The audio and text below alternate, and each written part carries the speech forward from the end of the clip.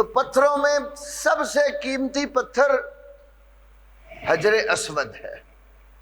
شیخ البانی رحمہ اللہ سلسلہ صحیحہ میں ایک حدیث لائے ہیں کہ یہ پتھر اللہ تبارک و تعالیٰ نے جنت سے بھیجا تھا۔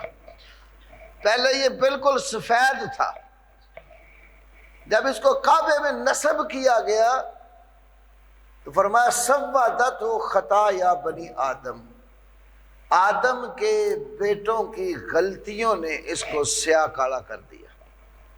لوگ بوسہ دیتے ہیں اور بوسہ دے دے کر اس کو کالا کر دیا ہے۔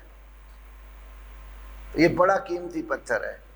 ہر مسلمان جو کعبے جاتا ہے سعادت سمجھتا ہے اگر اس کو بوسہ دینے کا موقع مل جائے۔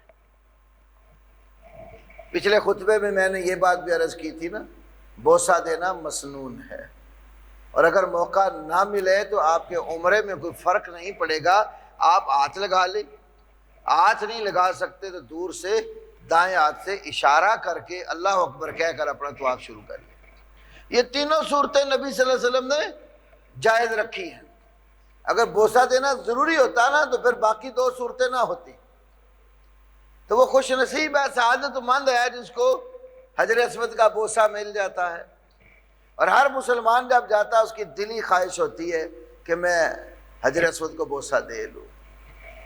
تو بعض مواقع ایسے ہوتے ہیں جہاں تو کمزور آدمی کے لیے تو ممکن ہی نہیں ہوتا بوسہ دینا، اور بعض موسم ایسے بھی آ جاتے ہیں جب بیت اللہ کے زائرین کم ہوتے ہیں، حج کا سیزن نہیں ہوتا، اور عمرے کے جو معروف سیزن ہیں ان سے بھی ہٹ کر، تو وہاں پر حاجی جب تھوڑے ہوتے ہیں تو ان کو لائنوں میں لگا کر بوسہ دلوا دیا جاتا ہے۔